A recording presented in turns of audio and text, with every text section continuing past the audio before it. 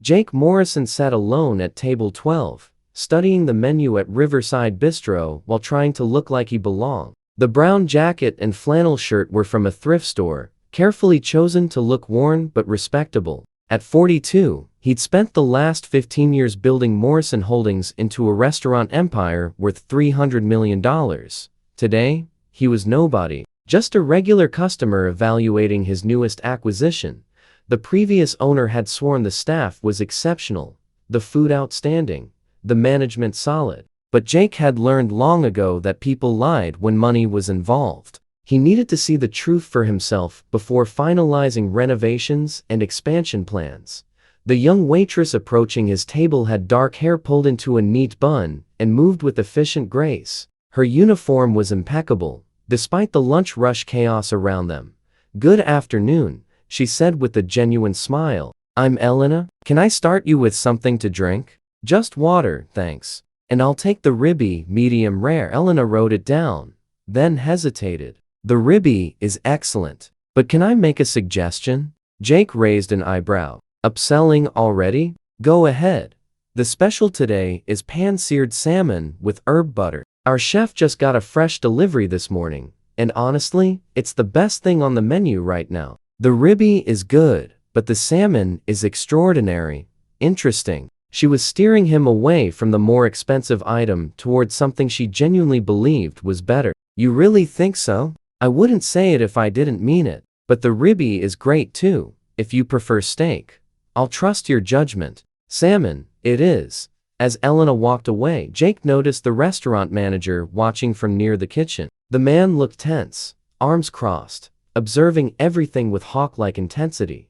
Jake spent the next 20 minutes taking mental notes. The restaurant was clean but needed updates. The clientele was a good mix of business lunches and regulars. The staff moved efficiently but seemed strained, glancing frequently toward the manager. When Elena returned with his meal, Jake tasted it and had to admit she'd been right. The salmon was exceptional.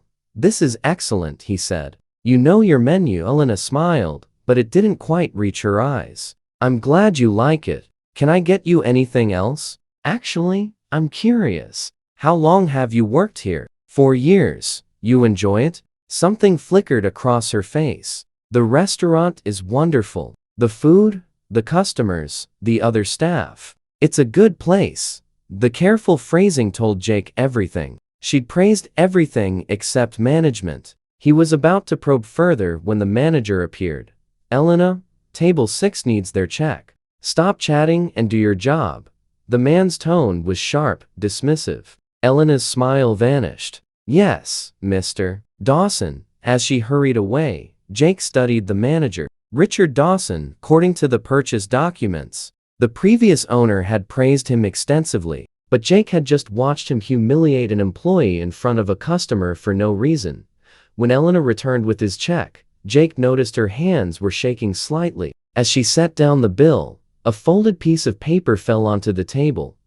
"Thank you for dining with us," Elena said, her voice carefully neutral. "I hope you'll come back." After she left, Jake unfolded the note. The handwriting was neat, hurried. "I don't know who you are, but you asked good questions. If you care about this place, you should know Dawson is stealing, skimming from registers, falsifying inventory reports, overcharging suppliers and pocketing the difference. We've all seen it, but can't prove it. The owner is selling and doesn't care. New owner should know. We love this restaurant. We don't want it to die." Jake read it twice, his jaw tightening. He'd been worried about decor and menu pricing. He hadn't expected embezzlement. He paid his bill and left, but returned that evening dressed in his actual clothes. Expensive suit, confident bearing. He walked straight to the manager's office, where Dawson was counting the day's receipts. "Can I help you?" Dawson asked, annoyed at the interruption. "Jake Morrison. I own this restaurant as of 3 days ago." The color drained from Dawson's face. "Mr. Morrison, I wasn't expecting you until next week." Clearly, Jake closed the door behind him. "I had lunch here today. Wore different clothes. Wanted the real experience. I hope everything was satisfactory. The food was excellent. The service was professional. The manager was rude to staff, and apparently has been stealing from my business." Dawson stood abruptly. "That's absurd. Who told you that? Does it matter? I'm bringing in auditors tomorrow. If the books are clean, you have nothing to worry about. If they're not, you'll be explaining yourself to the police." Jake left Dawson sputtering and went back to the dining room. Elena was serving a table. Hadn't seen him come in. He waited until she turned around. Her eyes went wide. "Oh, you're Jake Morrison, the new owner. Can we talk?" Elena glanced nervously toward the office. "Am I in trouble?" "The opposite. That note you slipped me. Tell me everything." They talked in a quiet corner while Elena's shift manager covered her tables. She explained 2 years of watching Dawson systematically steal while the previous owner, living in Florida and barely involved, ignored the staff's concerns. "We tried telling Mr. Patterson, but Dawson always had explanations. Showed him altered reports. Made us look paranoid." Elena's frustration was evident. "We're not stupid. We see the inventory disappearing. We see the cash discrepancies. But we're just servers and cooks. Who believes us?" "I do," Jake said. "The auditors will be here tomorrow. If you're willing to give a statement about what you've witnessed, it'll help." Elena nodded. "Absolutely. We all will. We just want this place to survive." The audit took 3 days and revealed exactly what Elena had described. Dawson had stolen over $200,000 over 2 years. Jake pressed charges. Dawson was arrested and eventually pled guilty to felony theft. But Jake's work wasn't finished. He promoted Elena to assistant manager and asked her to help him rebuild the culture Dawson had poisoned. She suggested changes, better staff schedules, fair tip distribution, a voice in menu decisions. "You really want our input?" Elena asked, surprised.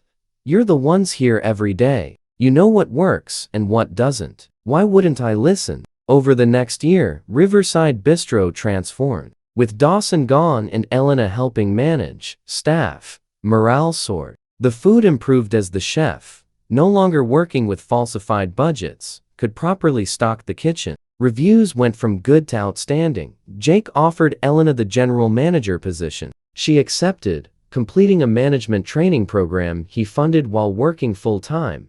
3 years after that first lunch, Jake stood in the renovated restaurant at Elena's engagement party. She'd met her fiancé, a sous chef from another of Jake's restaurants, at a company event. "You know," Jake said, raising a glass to toast, "I came here that day to check inventory and decor. I was worried about paint colors and menu pricing." Elena laughed. "And instead, you got a note from a nosy waitress. The best note I ever received. You saved this restaurant. You had every reason to stay quiet, to not risk your job by trusting a stranger. But you did it anyway because you cared about this place and the people working here. I was terrified you'd ignore it or that it would backfire." Elena admitted, "I built my business on listening to people others ignore. Servers, dishwashers, hosts. They see everything. They know the truth. Management often doesn't." Jake smiled. "You reminded me why I got into this business. Not for profits or acquisitions, but because restaurants should be places where people feel valued, both the customers and the staff." Elena clinked her glass against his. "Thank you for listening. Thank you for caring. And thank you for giving all of us a chance to make this place what it should be." The undercover millionaire had learned what he really needed to know that day. Not whether the salmon was fresh or the tables needed refinishing, but whether the people running his business had integrity and courage. Elena had both. And in trusting a stranger with the truth, she'd saved not just a restaurant, but everyone who worked there. If this story inspired you, please like, share, and subscribe for more tales of courage and second chances. Comment below about a time you spoke up when it was risky.